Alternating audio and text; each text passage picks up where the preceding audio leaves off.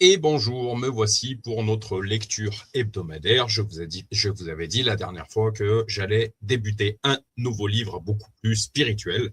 Donc ce livre est La guerre des pensées, préface de Bill Johnson, Gagner une guerre invisible, vaincre un ennemi caché mais présent, de Chris Vallotton. Donc en fait, c'est un sujet qui me concerne particulièrement de par mon tracé de vie. En fait, avant que je rencontre Jésus, des psychiatres, des psychologues m'avaient catalogué bipolaire. Le témoignage que j'en aurai aujourd'hui, le recul que j'en aurai aujourd'hui, c'est qu'en fait, j'ai toujours été réceptif à énormément de pensées pendant des années. J'ai dû traverser la dépression, j'ai dû traverser des périodes vraiment très sombres dans ma vie. Et en fait, toutes ces pensées, je les captais. Toutes ces pensées n'étaient pas de Dieu, sauf qu'à l'époque, n'étant pas habité par le Saint-Esprit et ne connaissant pas Jésus, j'avais pas toutes ces notions en fait, et mon cerveau était une véritable machine à laver. Voilà pourquoi la guerre des pensées est un sujet qui me concerne particulièrement et que je vais sans doute pouvoir vous apporter certains témoignages au milieu de tout ça concernant ma propre vie. Je vous dirais que aujourd'hui que le Saint-Esprit est venu vivre en moi, ce qu'on appelle l'épée de l'esprit, en fait, qui permet de discerner les pensées qui sont de Dieu, ce qui est de Dieu et ce qui ne l'est pas. Les choses sont devenues beaucoup plus claires dans ma vie, dans mes pensées. Aujourd'hui, je sais discerner une pensée qui est lumineuse, une pensée qui vient des ténèbres, de rejeter toutes ces pensées en fait qui ne sont pas de Dieu, qui ne sont pas de la lumière. Donc voilà, les choses sont beaucoup plus claires dans ma vie, dans mes pensées, dans ma tête. Je fais aujourd'hui beaucoup plus preuve de discernement au milieu de tout ça. Mais c'est clair, je vous dirais qu'en fait, ce qu'on appelle les lieux célestes dans le milieu chrétien, en fait, cet espace tout autour de nous, on croit qu'il est complètement vide. Mais comme dirait ma chérie, la nature a horreur du vide et en fait, tout cet espace autour de nous est chargé d'informations. C'est pas parce qu'une chose ne se voit pas à l'œil humain qu'en fait, elle n'existe pas. Voilà. Donc, ces lieux célestes sont chargés d'informations et qui ne sont pas toujours lumineuses. Voilà pourquoi il est important de discerner tout ça et d'être habité par le Saint-Esprit, ce qu'on appelle l'épée de l'Esprit, ce qui permet de trancher ce qui est Dieu et ce qui ne l'est pas. Vous savez que la bataille fait rage, mais vous battez, vous, contre le bon ennemi. Derrière vos soucis, vos inquiétudes, vos pensées sombres et quelquefois effrayantes, au-delà des enjeux apparents, il y a souvent une guerre invisible qui se déroule, une guerre semblable à celle à laquelle a dû faire face Néhémie alors qu'il voulait reconstruire la muraille. Plusieurs d'entre nous cessons de nous battre dès l'apparition des premières oppositions parce que nous ne réussissons pas pleinement à réaliser la nature réelle de cette bataille. Petite parenthèse, hier j'ai eu un petit combat de pensée en fait. Le dernier live, j'ai abordé un sujet particulier et en fait la crainte, la peur est venue en moi, mais de discerner en fait que à partir du moment qu'on avance dans la vérité, qu'on marche avec Jésus, en fait, on rentre en guerre contre l'adversaire et il ne veut certainement pas, en fait, que l'œuvre de Dieu avance. Donc, il va essayer de nous freiner par tous les moyens qu'il pourra, et notamment par des pensées de peur, des pensées de crainte, de la culpabilité, etc. Voilà. Il faut chasser tout ça par l'action du Saint-Esprit et dans le nom de Jésus. Partageant son expérience d'homme tourmenté et de sa délivrance, Chris Vallotton nous révèle pleinement dans cet ouvrage la vraie nature de cette guerre spirituelle. Il expose en détail les stratégies de l'ennemi de votre âme et ses tactiques qui vous lient et vous emprisonnent sans même que vous n'en soyez conscient. Ce livre vous donne également les moyens de remporter cette guerre et de vivre la vraie liberté. Une chose que je voudrais également vous dire, petite parenthèse, c'est que j'ai pris des antidépresseurs, des anxiolytiques pendant des années. Quand le Saint-Esprit, l'épée de l'Esprit, qui me permet aujourd'hui encore une fois de trancher beaucoup plus ce qui est de Dieu et ce qui ne l'est pas, en fait, eh ben, aujourd'hui, je ne suis plus sous anxiolytique. J'ai été délivré, affranchi de ces médicaments. Voilà. Alors, encore une fois, une chose que j'aime dire, une personne qui est en danger, on ne peut pas la laisser sans rien faire. Voilà, les traitements peuvent être utiles et efficaces, mais ça ne devrait pas devenir une dépendance, en fait. Et ça devrait être temporaire, parce que les médicaments vont calmer certaines choses, vont étouffer certaines choses, mais ne vont pas régler la profondeur des choses. Voilà ce que je vous dirais de mon côté. J'ai témoigné devant toute mon église locale que ce n'était pas un psychiatre, un psychologue qui m'a sauvé la vie, mais véritablement Jésus-Christ. Alors, j'aimerais vous le dire un petit peu autrement également, c'est que les psychiatres et les psychologues ont été certainement utilisés pour m'emmener jusqu'à Dieu. En fait, je ne vous dirai pas que ces personnes sont inutiles, elles sont même parfois bien utiles. Mais voilà, la véritable guérison se trouve en Jésus-Christ. Je fais partie de ces personnes qui vous le diront. Et le véritable antidépresseur, c'est l'évangile, la Bible. Voilà. L'homme ne vivra pas de pain seulement, mais de toute parole qui sort de la bouche de Dieu. La parole qui restaure l'âme, etc. Chris a écrit de nombreux livres qui ont tous apporté vie, identité et clairvoyance à un très grand nombre de personnes. Mais je ne pense pas avoir été aussi enthousiasmé par l'un de ses livres que je lui suis pour celui-ci.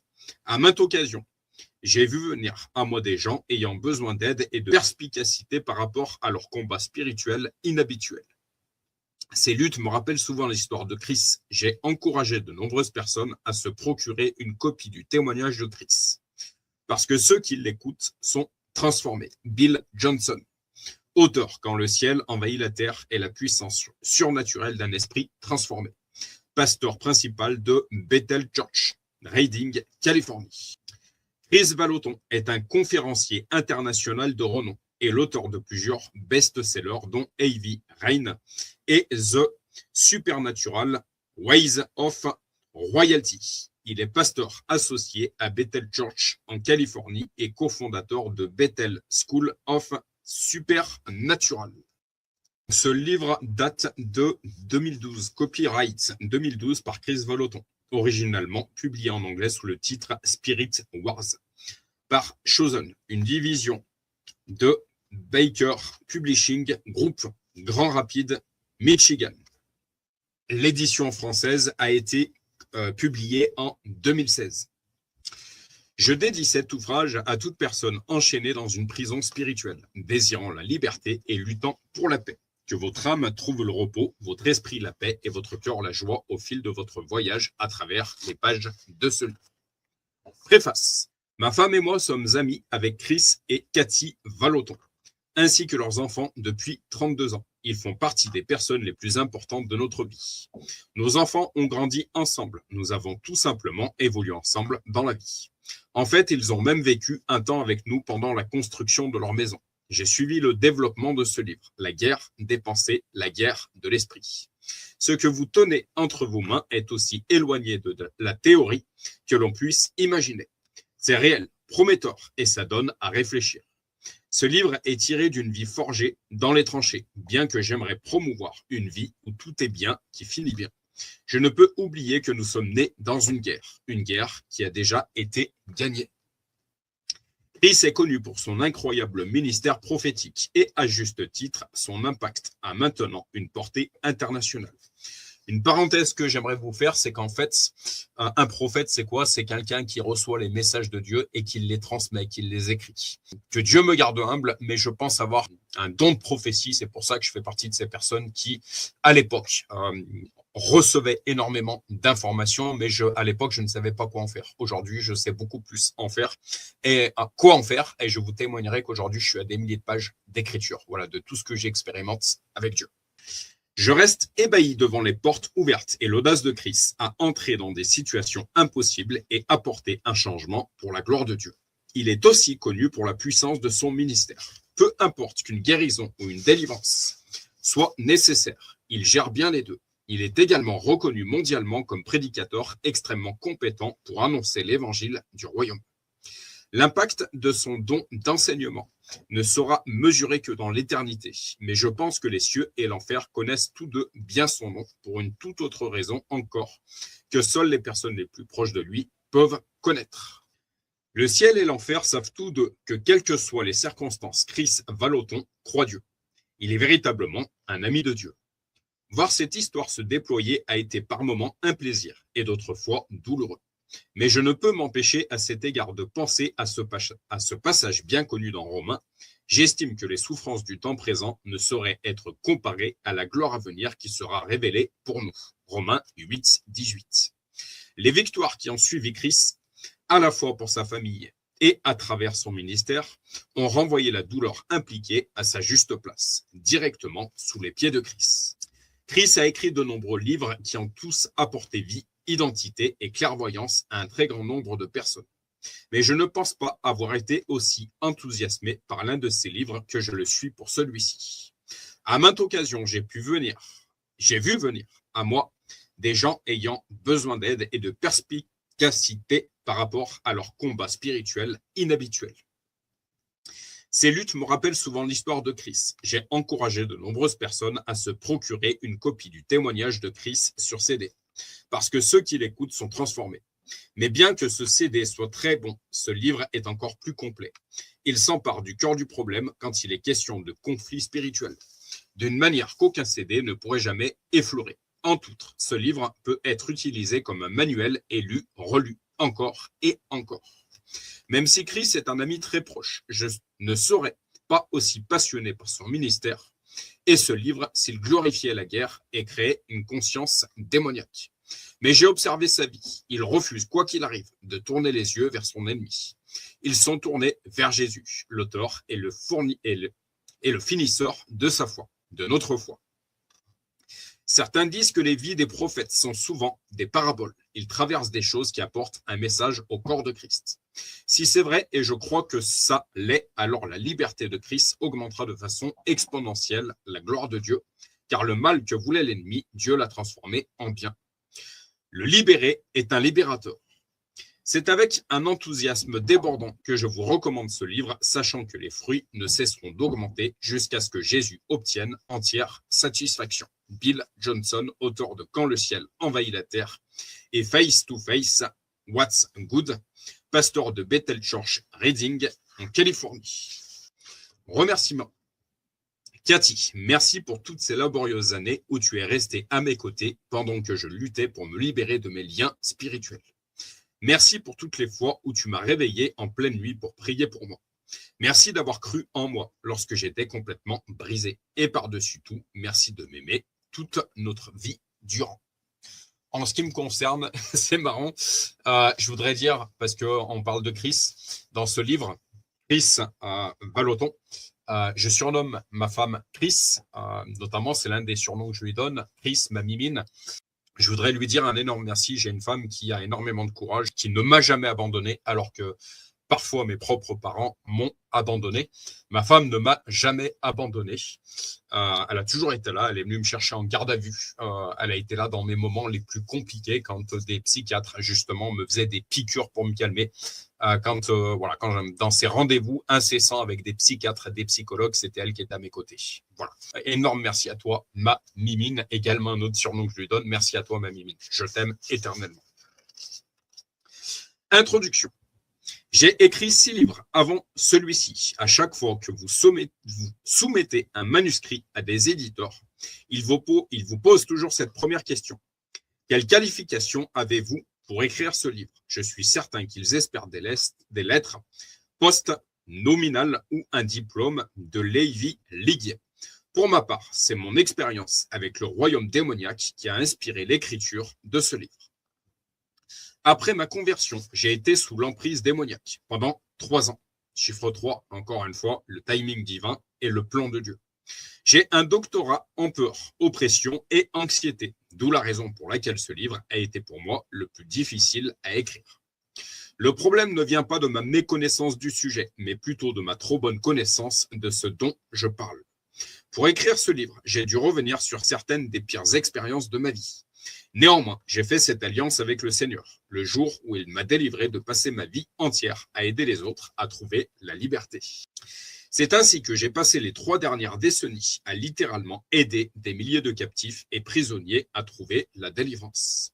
Mais il y a 3 ans, il m'est arrivé une chose qui m'a amené à me montrer encore plus vigilant. Ma propre fille et plus tard mon fils ont tous deux subi une attaque démoniaque qui les a presque tous les deux détruits et a menacé de prendre notre famille tout entière. Au cœur de ce combat intense, j'ai décidé de ne plus jamais laisser la fille, le fils, le père ou la mère de quiconque être détruit pendant que je resterai là à observer. Ma prière Et mon objectif, c'est qu'à travers ce livre, des millions de personnes soient équipées pour se libérer du camp des prisonniers et détruire les œuvres du diable auxquelles elles sont confrontées. L'ignorance fait le bonheur, point d'interrogation. On entend souvent dire que l'ignorance fait le bonheur, mais Dieu dit, mon peuple est détruit parce qu'il lui manque la connaissance. Osée 4,6.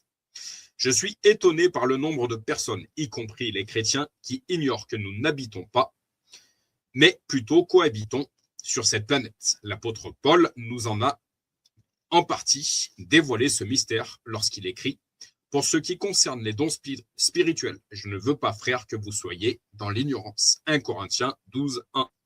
Le terme « don » D-O-N-S ici n'apparaît pas dans le texte grec d'origine. Le verset devrait donc être écrit ainsi. « Pour ce qui concerne le spirituel, je ne veux pas, frères, que vous soyez dans l'ignorance. » Paul continue ensuite en utilisant les dons de l'esprit comme exemple pour expliquer le fonctionnement du domaine spirituel. Bien que les chrétiens admettent de façon générale ce royaume invisible à un certain niveau intellectuel, je ne pense pas pour ma part qu'ils croient vraiment que le monde spirituel puisse avoir un effet sur leur vie quotidienne. Lorsqu'on enseigne certaines personnes sur le sujet du monde spirituel, on a l'impression de se retrouver dans les années 1800 en train d'essayer de convaincre une personne que les germes existent et que ceux-ci peuvent les rendre malades, voire les tuer. Au cours des 2 derniers siècles, les découvertes médicales et technologiques ont amélioré notre compréhension de ce domaine naturel, invisible, et ont permis de sauver des millions de vies. Tout comme la transition qui a eu lieu grâce aux percées médicales dans le naturel, une transition est en train de se produire dans le spirituel. La société est devenue incroyablement assoiffée de comprendre le domaine spirituel. Les anges et les démons sont rapidement devenus le sujet de nombreux livres et films. Comme si les dimensions invisibles de la vie qui touchent constamment à travers le voile de l'inexplicable fascinaient le monde entier. Les livres et les films tels que Harry Potter et Le Seigneur des Agneaux sont des exemples contemporains de la soif que les gens ont de comprendre et de participer à cette dimension. Il est impératif que nous saisissions les effets que les anges et les démons peuvent avoir sur nos vies personnelles, ou nous deviendrons victimes de ce monde invisible. Paul écrit « Vous étiez morts par vos offenses et par vos péchés dans lesquels vous marchiez autrefois, selon le train de ce monde, selon le prince de la puissance de l'air, de l'esprit qui agit maintenant dans les fils de la rébellion. » Éphésiens 2, 1, 2. Autrement dit, avant de connaître Jésus, nous étions littéralement les marionnettes des esprits démoniaques. Nombreux sont ceux qui, dans les pays industrialisés, ont du mal à imaginer qu'il y ait un prince de la puissance de l'air, contrôlant les pensées des gens ordinaires. L'idée que le monde puisse être habité par des êtres invisibles est pour eux une métaphore ou même un conte de fées semblable au Père Noël ou au lapin de Pâques. À l'inverse, dans les pays en développement, les gens n'ont aucun problème à croire en un domaine spirituel étant donné que les effets des démons y sont très manifestes. Les sorciers, les guérisseurs et les prêtres vaudous dominent leur culture, au point que presque tous ceux qui vivent dans ces endroits ont expérimenté personnellement le royaume démoniaque. Les combattants de la liberté, lorsque nous pensons à des gens luttant pour délivrer des esprits mauvais, nous imaginons souvent un guerrier primitif glissant sur le sol d'une hutte en terre, quelque part au milieu de la jungle. Mais ma propre expérience m'a convaincu que les esprits mauvais sont aussi influents dans les pays industrialisés qu'ils ne le sont dans les pays en développement comme l'Afrique. Ils se manifestent juste de manière différente. Nous n'avons peut-être pas beaucoup de sorciers ou prêtres vaudous aux États-Unis, par exemple, mais les gens sont autant sous l'emprise diabolique sur la terre de la liberté et au pays des braves que partout ailleurs.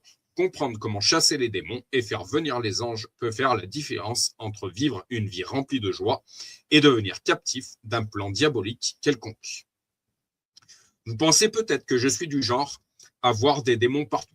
Pas du tout, mais je dois admettre toutefois qu'après avoir été libéré de ces années d'esclavage, je suis passé par ce genre de période. Je pense cependant qu'en lisant ce livre, vous remarquerez au fil des pages que j'adopte une approche de la vie tout à fait équilibrée. J'ai travaillé dur pour trouver l'équilibre entre mon expérience, le conseil de professionnels de la santé mentale et public et la parole de Dieu avant d'écrire chaque chapitre. tout en apprenant grâce à ce livre comment gagner le combat invisible contre le péché et l'ennemi. J'espère que vous trouverez aussi la liberté et la joie à travers ces pages. 1. Lutter pour la paix. En 1975, je me suis enfin marié avec la femme de mes rêves. Je l'avais attendue 5 ans. J'ai rencontré Cathy lorsqu'elle avait 12 ans. J'en avais 15. Chiffre 12, chiffre 15, encore une fois, pas de hasard. Le plan parfait de Dieu. Dérivant sur un radeau au milieu d'un lac. Le temps qu'elle ait 13 ans, nous étions fiancés. Les parents de Cathy nous ayant interdit de nous marier avant qu'elle ait terminé le lycée. Elle prit des cours supplémentaires et travailla très dur pour obtenir son diplôme une année plus tôt. Ce fut une véritable torture d'attendre toutes ces années pour se marier. Pour rendre les choses plus difficiles, nous vivions à une 50aine de kilomètres l'un de l'autre et nous pouvions nous voir que les week-ends. Je venais tous les vendredis chez les parents de Cathy. Quand je repartais le dimanche, Cathy restait au milieu de la route, pleurant en me faisant au revoir de la main. Pendant la semaine, nous passions des heures au téléphone chaque jour, parfois même jusqu'à une heure avancée de la nuit. Les heures nous paraissaient des jours, et les jours des mois, alors que nous attendions de pouvoir commencer notre vie commune. En 1973, j'ai eu mon baccalauréat à la fin de mes années au lycée de Sunnyvale en Californie. La chanson des Carpenters, We've Only Just Begin, connaissent un grand succès cette année-là.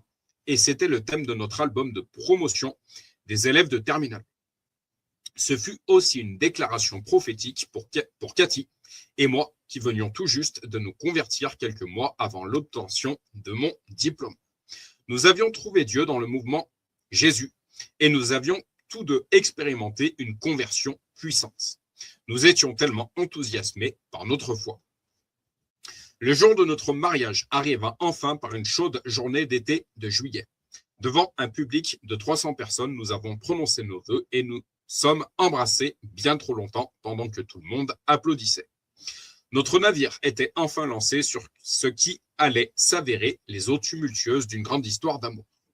Contrairement à de nombreux mariages, notre première année ensemble ressembla à un paradis sur terre, comme si nous avions passé tout notre temps à jouer, nous explorer l'un l'autre et rire beaucoup. Je travaillais comme technicien automobile gérant un garage situé dans la baie et Cathy était notre comptable. Ayant tous deux de bons revenus, nous avions pu faire rapidement l'acquisition d'une nouvelle maison. Je préférais attendre un peu avant d'avoir des enfants, mais Cathy voulait en avoir tout de suite. Et elle n'avait de cesse de m'y encourager comme seules les femmes savent le faire. Dans un moment de faiblesse de ma part, elle obtint gain de cause et devint bientôt enceinte de notre premier enfant. Un temps pour pleurer. Puis soudain, la saison changea et notre petit navire rencontra une énorme tempête qui faillit nous emporter. Tout commença avec la grossesse de Cathy, qui la rendait incroyablement malade. Elle vomissait environ 50 fois par jour et perdit du poids pendant les 8 mois de sa grossesse. Elle pouvait à peine quitter le canapé. Pendant que Cathy luttait avec sa grossesse, je me chargeais de tonnes de responsabilités au garage. Gérer 30 personnes à l'âge de 20 ans s'avérait extrêmement éprouvant. Je travaillais 12 heures par jour, 6 jours par semaine et m'arrêtais rarement pour déjeuner. Par conséquent, mon régime se composait principalement de barres chocolatées, coca et chips. Un soir exténué, après une longue et difficile semaine de travail, je m'étais coulé un bain pour détendre mon corps tout entier pendant que Cathy, toujours malade, était allongée sur le sofa. Environ 1 heure plus tard, je commençais à sortir du bain pour me sécher. Mais en me levant, une pensée intense me frappa. Je vais mourir. Donc le prince de la mort, Satan en fait, qui envoie des mensonges pour nous déstabiliser. Comme pour tout le monde, les mauvaises pensées ne m'étaient pas étrangères. Mais là, c'était différent. Cette pensée était si forte qu'elle créa en moi une panique qui me traversa tout le corps tel un troupeau en pleine cavalcade. Mon corps tout entier tremblait, mon cœur semblait battre hors de ma poitrine et mon pouls s'accélérait de façon incontrôlée. Mes membres étaient sans force et je luttais pour sortir de la baignoire.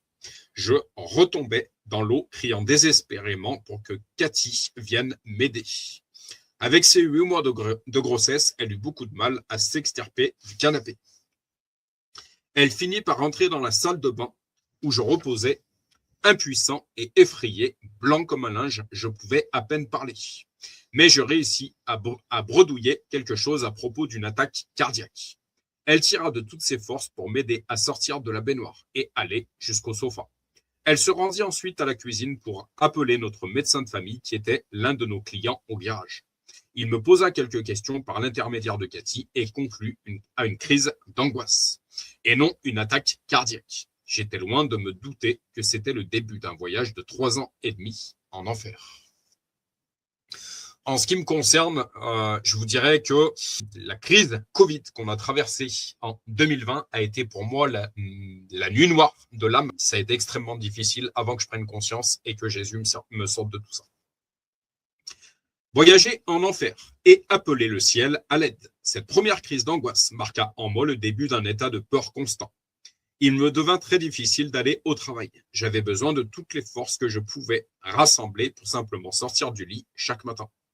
Tout au long de la journée au garage, une anxiété sans précédent accablait mon âme comme des vagues venant s'écraser sur la plage pendant une violente tempête. Je devais dépenser une énergie folle, juste pour me concentrer sur mon travail. Aussi difficiles que pouvaient être mes journées, les nuits étaient encore pires. Les crises d'angoisse continuaient, se transformant en d'infinis cauchemars qui me tourmentaient. D'horribles images emplissaient mon esprit alors que j'imaginais de terribles choses m'arrivant ou que je voyais accomplir des actes épouvantables. Même si je savais dans mon cœur que ces images et ces pensées n'étaient qu'illusions, elles semblaient néanmoins tellement réelles. Je me demandais souvent si j'étais en train de perdre la tête. Je ne dormais plus beaucoup et je trempais les draps de sueur toutes les nuits. Peu de temps après le début de mes épreuves, notre première fille, Jem, vint au monde. Cathy et moi étions vraiment heureux de la naissance de notre premier enfant. Mais le stress supplémentaire dû au bébé intensifia mon combat. Cathy se montra incroyable à travers tout cela. Se lever plusieurs fois par nuit pour prendre soin du bébé ou me réconforter représentait davantage d'efforts qu'aucune femme ne pourrait supporter. Mais Cathy se montrait rarement ébranlée. Je ne peux qu'en arriver à la conclusion que Dieu lui avait donné une grâce toute particulière pour ce combat. Elle était un réconfort dans la tempête, une force de paix dans cette situation tendue. Je pourrais, en ce qui me concerne, avoir le même témoignage en ce qui concerne ma Mimine. Voilà. Je pense que Dieu l'a équipée, l'a qualifiée pour être à mes côtés. C'est pas je pense, c'est je le déclare dans le nom de Jésus. Une année s'écoula sans aucun répit. Finalement, Cathy et moi prîmes la décision de quitter nos postes pour partir nous installer dans les montagnes afin de trouver un rythme de vie plus calme. Nous nous installâmes à Lewiston, en Californie, une ville comptant environ 900 personnes, tout en haut de Trinity Alps. Vivre dans le désert s'avérait définitivement plus calme que dans la ville pleine de circulation que nous venions de quitter. Mais il s'avéra que ce changement ne servit qu'à amplifier le stress quotidien qui grandissait en moi. Ce qui me concerne, je suis plus un paysan qu'un citadin. Et vivre au pied du Sancy est une grâce en ce qui me concerne. J'ai remis les bottes agricoles et c'est des parenthèses naturelles, mes bols d'air dans chacune de mes journées. Avec le temps, mes peurs s'intensifiaient, affectant chaque aspect de nos vies. Je devins claustrophobe à un point tel que je devais conduire les fenêtres ouvertes, même en hiver, pour ne pas paniquer. De nature plutôt ouverte, je vivais alors reclus, ne voulant jamais de compagnie. Quand des amis venaient nous visiter, Cathy les faisait partir. Je ne supportais pas la foule, ce qui signifiait pas de courses, de restaurants, de films ou tout ce qui se fait en public. Même si je continuais à aller à l'église, je m'asseyais au fond et sortais à plusieurs reprises pendant le culte pour réduire une partie de mon anxiété due à la foule. Je vous témoignerai que de mon côté, j'ai également connu ces crises d'anxiété, ces crises de panique. C'est horrible. Égale à elle-même, Cathy continuait de tout accepter sans sourciller. Malgré son jeune âge, elle avait cette foi de croire que nous allions nous en sortir. En regardant en arrière, je ne peux que constater que le Seigneur l'avait préparée à ce combat depuis son enfance. En ce qui me concerne, ma Mimine m'a dit un jour, nous sommes 2 personnes intelligentes et nous allons nous en sortir. L'intelligence, elle vient de qui? Elle vient de Dieu. Dieu parle tantôt d'une façon, tantôt d'une autre. La mère de Cathy était sujette à l'épilepsie et avait entre 40 et 50 crises par mois. Comme son père était parti la plupart du temps, Cathy était la seule à rester à la maison au lieu d'aller à l'école pour s'occuper de sa maman. Toute petite déjà, elle était devenue une force stabilisante dans sa famille. Je remercie Dieu qu'elle ait apporté le même dynamisme dans notre relation. Un témoignage de René, le père de Christelle, le père de ma Mimine. En fait, il me disait ces derniers jours, lui qui est hospitalisé à l'hôpital du Mont d'Or, me disait ces derniers jours, on peut absolument compter sur Christelle, c'est clair. C'est clair. J'ai une femme qui a 10 ans de plus que moi. C'est bien souvent moi qui suis fatigué avant elle. Elle est exceptionnelle. Attaque terroriste et évasion de prison. Nous avions ouvert un petit garage à Weaverville, en Californie, une ville située à une trentaine de kilomètres de Lewiston. Même si les affaires allaient bien, les finances étaient serrées. Nous nous levions souvent tôt le matin, mettions Jem, donc sa fille, dans un siège auto. Puis nous allions pêcher notre nourriture dans la rivière en bas de la rue où se trouvait notre maison. Passer de 2 salaires assez importants dans une grande ville à un maigre salaire au milieu de nulle part était pour nous un choc culturel assez conséquent. Le style de vie, la petite maison dans la prairie, est définitivement surfait. 2 autres années s'écoulèrent sans répit. Puis alors que je ne pensais que les choses ne pouvaient être pires, je commençais à expérimenter des visitations démoniaques. Les démons venaient littéralement dans notre chambre pendant la nuit pour me tourmenter. J'ai, en ce qui me concerne, expérimenté quelque chose de transparent qui venait se mettre entre Christelle et moi. Je déclare cette chose définitivement vaincue dans le nom de Jésus. Les lumières s'allumaient et s'éteignaient, et des tableaux tombaient spontanément des murs. Le téléphone sonnait à tout moment avec des gens disant des choses insensées à l'autre bout du fil. Je suis conscient que de nombreuses personnes ne croient pas aux esprits démons et anges. Donc ce paragraphe peut paraître un peu difficile à avaler. Mais si vous lisez ce livre et que vous avez eu ou vivez en ce moment des expériences similaires, j'espère qu'à présent, vous y croirez. En ce qui me concerne, je pourrais vous témoigner qu'on a expérimenté des clous dans les pneus. On a expérimenté tout un tas d'événements démoniaques. Tout ça est vaincu dans le nom de Jésus. Durant la 3e année de cette terrible tempête, Cathy met au monde notre 2e magnifique fille, Shannon. Mais ma vie était devenue insupportable. Le stress avait déséquilibré mon organisme, me donnant la nausée en permanence. La nourriture ne faisait que s'écouler à travers mon corps. J'avais constamment la diarrhée. J'aimais profondément ma famille, mais ma souffrance interne était si intense que je ne voulais plus vivre. Je n'allais pas mettre fin à mes jours. Je pensais juste que ma fille serait bien mieux si Dieu me reprenait auprès de lui et que Cathy trouve un mari normal. Je criais sans cesse à Dieu, mais il semblait distant, voire indifférent. J'avais l'impression que l'amour que j'avais connu les 2 premières années de ma marche avec Dieu avait disparu, remplacé par une peur intense. Je pourrais vous témoigner que, en ce qui me concerne, je suis passé par les tentatives par la scarpe. Alors, je suis en train de vieillir, les cicatrices se voient de moins en moins, mais en fait, à l'époque, j'étais une âme en souffrance dans un corps de chair et je voulais déjà être libéré, en fait, de ce corps de chair. Voilà, c'était avant ma rencontre avec Jésus. Ça fait maintenant, je crois, 10 ans que j'ai rencontré Jésus. Dans notre couple, Christelle et moi, on a rencontré de gros défis. Je vous dirais que ces tempêtes ont été des enseignements, nous ont appris énormément de choses. Voilà, faut avoir un bon regard également sur chacune de ces tempêtes. Et aujourd'hui, on expérimente beaucoup plus de paix, beaucoup plus de calme, beaucoup plus d'amour. Et tout ça va monter en puissance, je le déclare dans le nom de Jésus. Puis au petit matin d'une froide journée d'hiver, quelque chose de surprenant se produisit. Nous vivions encore tous les 4 à Lewiston. Et comme d'habitude, je n'arrivais pas à dormir. Je me levais vers 3 heures du matin, m'enveloppais d'une couverture et me rendis au salon. Parenthèse, j'ai expérimenté de mon côté qu'en fait, toutes les personnes qui se lèvent à 3 heures, chiffre 3 heures du matin, en fait, il y a quelque chose de démoniaque derrière. Je pourrais vous parler de ce de cette personne que j'accompagnais, ce collègue de travail, Mika, qui malheureusement aujourd'hui fait plus partie de ce monde. Il me témoignait à l'époque se lever à 3 heures du matin. Il a malheureusement été dans son jeune âge retrouvé décédé 2 jours plus tard, je crois, dans son véhicule en région clermontoise. Gloire à Dieu, j'ai pu faire un certain travail avant son départ. Et l'un de ses derniers propos qu'il a pu avoir à mon égard, c'est « j'ai l'impression d'être dans une autre dimension ». Voilà, je déclare qu'il a rejoint la Jérusalem céleste. J'allumais faiblement la chaîne Hi-Fi et m'allongeais à côté des haut-parleurs pour ne pas réveiller ma famille. Notre réception radio n'était pas bonne là-haut, dans la montagne, mais je pensais pouvoir trouver une émission nocturne qui aiderait mes pensées à s'évader. Également, une chose que je ne supportais pas avant de mon côté, c'était le silence. C'était véritablement angoissant et on constate que nombre de personnes dans le monde ne supportent pas leur propre compagnie, ne supportent pas d'être isolées parce que c'est justement dans le silence en fait qu'on entend beaucoup de choses. Finalement, je me mis à écouter un prédicateur. Il y avait tellement de parasites que je ne pus saisir que 3 ou 4 mots de son message. Mais soudain, au milieu de tout ce bruit, je l'entendis dire quelque chose qui allait changer ma vie pour toujours.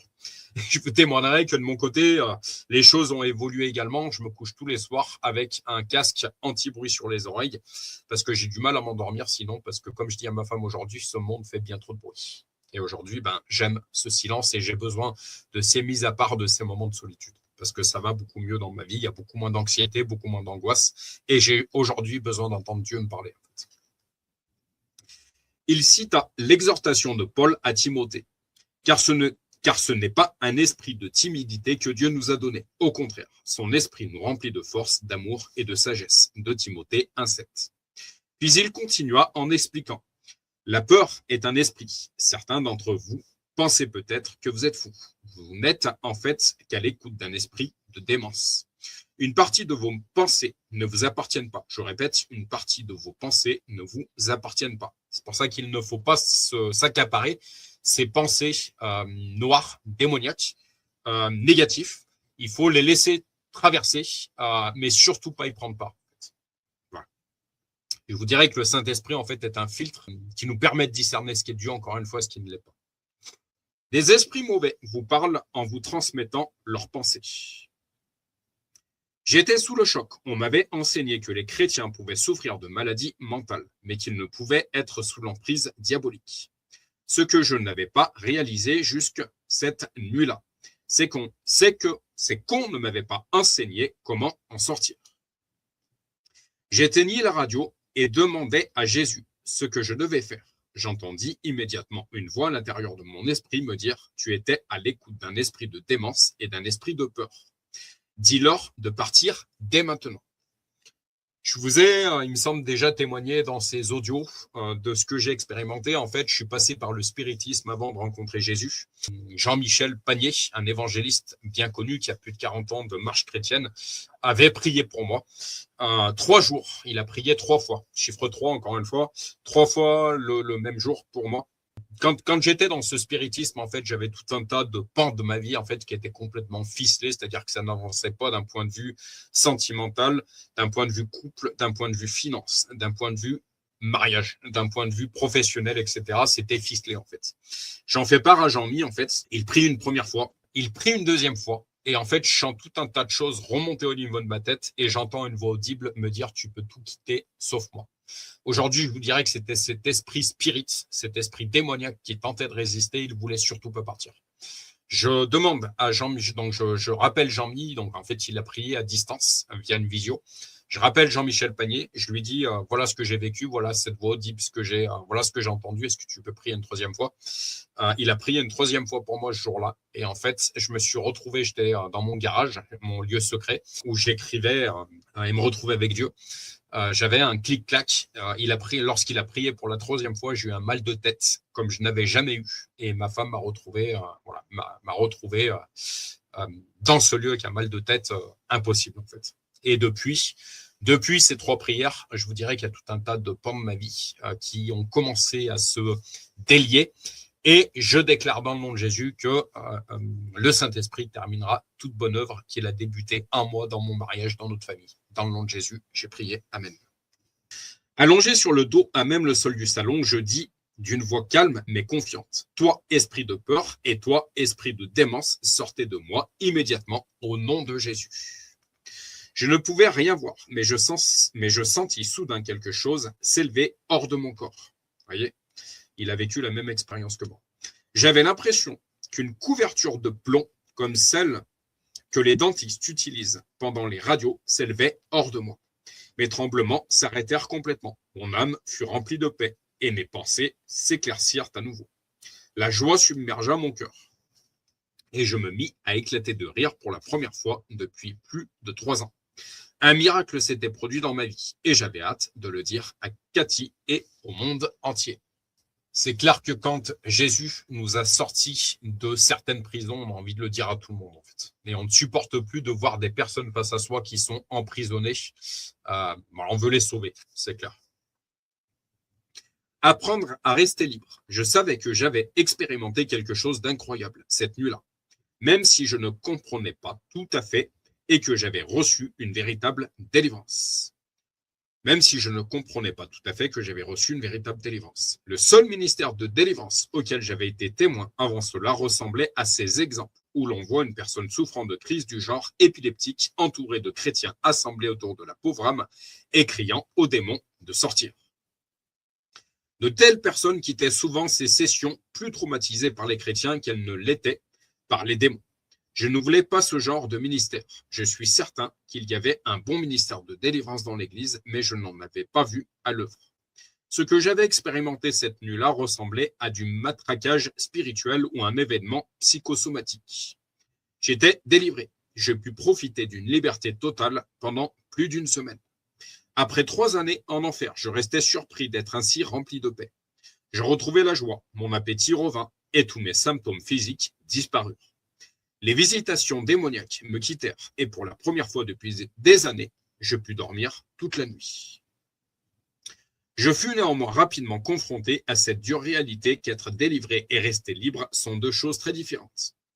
Par une sombre nuit froide, je venais de quitter le travail et rentrer à la maison à bord de ma Jeep, sur une route à travers bois sinueuse, sans éclairage et étroite, qui longeait une large crique. J'étais tellement excité par ma liberté renouvellement retrouvée que je me mis à crier. Je vais le raconter à tout le monde. Je vais aider des milliers de personnes à être délivrées. À ce moment-là, une voix en moi cria ces paroles. Si tu en parles à quelqu'un, je te tue. Et tout à coup, tous mes symptômes revinrent. J'eus alors une telle crise d'angoisse que je ne pouvais même plus conduire. Je m'arrêtais sur le bas-côté de la route en hyperventilation et le cœur battant à tout rompre. Puis une voix calme mais puissante me posa cette question. Est-ce que le diable te déteste? Je sus d'instinct que cette fois, c'était le Saint-Esprit qui me parlait. Oui, répondis-je. Alors pourquoi ne t'a-t-il pas tué dès le jour de ta conversion? Insista la voix. Je ne sais pas, rétorquai-je, en essayant toujours de recouvrer mon sang-froid. Parce qu'il ne peut pas. Il n'a aucun pouvoir sur toi, à moins que tu ne lui en donnes, continua la voix. La paix commença à revenir dans mon âme et l'anxiété s'envola doucement au cours des minutes qui suivirent. Je commençai alors à crier à nouveau. Je suis libre, je suis libre. Cette scène se reproduisit plusieurs fois au cours des nombreuses années qui suivirent au fur et à mesure que j'apprenais à rester libre et à garder la paix.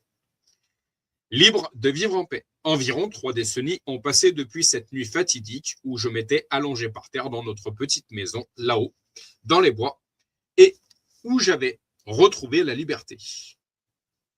Au cours de ces 30 dernières années, j'ai aidé des milliers de personnes à être délivrées, à trouver le réconfort et à apprendre à vivre en paix. Mais il y a 2 ans de cela, je me suis retrouvé dans un autre combat intense qui dura presque 7 mois. Encore une fois, 7 mois, chiffre 7. J'ai appris encore davantage à travers cette lutte et cela m'a aidé à comprendre une autre facette de la guerre dont la peur, l'anxiété, l'oppression et la dépression. J'ai un peu le sentiment d'avoir obtenu un doctorat sur le sujet. À chaque fois, je partage mes expériences dans un lieu public. À chaque fois que je partage mes expériences dans un lieu public, je me retrouve submergé de personnes me racontant leur histoire et implorant mon aide. J'ai lu de nombreux livres chrétiens et séculiers sur les sujets de la dépression, de l'oppression, de la peur, de l'anxiété et de la panique. J'ai trouvé certains utiles, mais franchement, bon nombre de ces ouvrages sont non seulement inexacts, mais aussi destructeurs, car ils conduisent en réalité à un esclavage souvent plus grand. J'ai également discuté avec plusieurs professionnels des services de santé mentale, ainsi qu'avec des médecins, et je me suis rendu compte que peu d'entre eux comprennent vraiment l'origine de ces symptômes. C'est clair. Une chose que j'aime bien dire aujourd'hui, le jour où les psychiatres, les psychologues vont renouer avec la véritable spiritualité, c'est-à-dire Jésus, ils feront bien plus de miracles et ils seront véritablement utilisés par Dieu. La difficulté est en partie liée au fait que la plupart des professionnels des services de santé, qu'ils soient chrétiens ou non, considèrent le monde spirituel comme une sorte de conte de fées perpétué par des âmes incultes et ignorantes. J'ai aussi découvert que de nombreux conseillers chrétiens qui croient au monde spirituel et prennent en compte cette dimension n'ont qu'une vision très petite de la façon dont notre être triunitaire est imbriqué. Nous sommes constitués d'un esprit, d'une âme et d'un corps. Et peu de conseillers comprennent à quel point chaque dimension affecte les autres. Ces gens pensent souvent que chaque symptôme négatif chez une personne est ancré dans l'esprit. Ils se montrent donc complètement inefficaces lorsqu'il s'agit de gérer des problèmes issus de l'une des deux autres parties de notre être, l'âme ou le corps. Permettez-moi d'exprimer clairement qu'il y a des conseillers chrétiens remplis du Saint-Esprit qui s'occupent de chaque dimension de notre être triunitaire. Mais ils semblent peu nombreux. Inutile de dire que nous avons besoin davantage de ces conseillers avisés et perspicaces qui comprennent les causes d'origine et ne traitent pas uniquement les problèmes symptomatiques. Ma découverte personnelle plus récente m'a finalement poussé à écrire moi-même un livre sur le sujet. J'ai en réalité commencé ce livre avant ma découverte au cœur du pire combat de toute ma vie. Ce qui donne à certains chapitres une perspective de combat d'un genre unique. Ce livre ne cherche pas à être le dernier mot sur la santé spirituelle ou mentale. Il est au contraire écrit par quelqu'un qui a expérimenté personnellement le moyen de trouver la paix par lui-même et désire aider des multitudes d'autres personnes à en faire autant.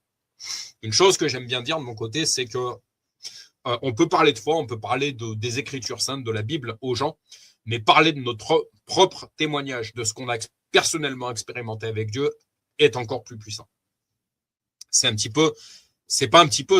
clairement la ligne conductrice que j'ai mis pour la chaîne YouTube Réveil chrétien en Auvergne. L'une des vérités essentielles que j'ai apprises à travers mon voyage, c'est que nous sommes une nouvelle création en Christ, voir 2 Corinthiens 5, 17. Et donc, nos combats dans la vie ne concernent jamais notre ancienne nature. Notre chair peut être faible, voir Matthieu 14, 38. Mais elle n'est plus corrompue. L'ennemi travaille dur pour nous convaincre du contraire, afin qu'au lieu de lui résister, nous retournions contre nous-mêmes.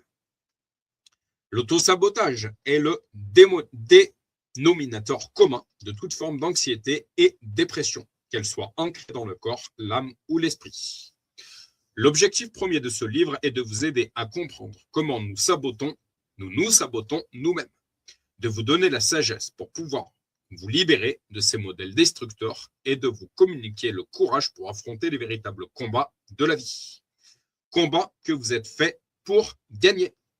Vous apprendrez comment vivre dans la joie, cultiver la paix et vous protéger des attaques des forces diaboliques. Vous trouverez une nouvelle liberté pour vous-même et vous apprendrez de nouvelles compétences qui vous aideront à aider les autres à vivre une vie sans stress. Que le prince de paix vienne à votre rencontre à travers les pages de ce livre et vous conduise vers une entière plénitude, esprit, âme et corps. Amen. Habitez-vous une maison hantée. Nichée au creux des grands pins, sur une route étroite, serpentant à travers les montagnes, se trouve une vieille cabane en rondin. Une falaise escarpée assombrit cet ancien abri de mineurs, ne lui permettant que rarement d'entrevoir la lumière du jour. Une étrange sensation vous gagne au fur et à mesure que vous approchez du porche défraîchi, enjambez les poutres pourries et tendez le bras vers la poignée en fer rouillée. La porte grince avec résistance, sous la pression que vous lui soumettez pour l'ouvrir, révélant enfin une sinistre pièce. Une odeur de pourriture et de moisissure agresse tous vos sens. Mais vous franchissez le seuil avec bravoure et pénétrez à l'intérieur. Le regard porté en avant, vous apercevez une cheminée rudimentaire en pierre de rivière recouverte d'une suie noire, témoignant des années d'utilisation. Sur la droite se trouve un antique fauteuil à bascule, fait main, fabriqué à partir d'un arbre abattu sur la montagne. Alentour, les gens du coin disent qu'il y a environ 100 ans, l'ancien mineur qui vivait là a été assassiné dans ce fauteuil. J'espère que ce récit ressemble au début d'une histoire de fantôme, parce que ça l'est. Une histoire dont j'ai moi-même fait l'expérience. Cette vieille cabane se trouve perchée en haut de Trinity Alps. Et un couple d'amis, recherchant désespérément un endroit bon marché où vivre, l'avait un jour louée, pour découvrir finalement qu'elle était hantée. Je ne plaisante pas. Les habitants de la ville les avaient avertis des apparitions, mais ils n'y avaient pas cru. Puis, par une nuit sombre et sans lune, l'ancien mineur était apparu dans la pièce, les réveillant d'un lourd sommeil et leur flanquant une peur bleue. Ces visitations durèrent pendant des mois, jusqu'à ce que finalement, ils décident de venir m'en parler. Nous avons alors pris la direction de la cabane, et je mis à progresser vers la porte d'entrée avec mes 2 amis derrière moi.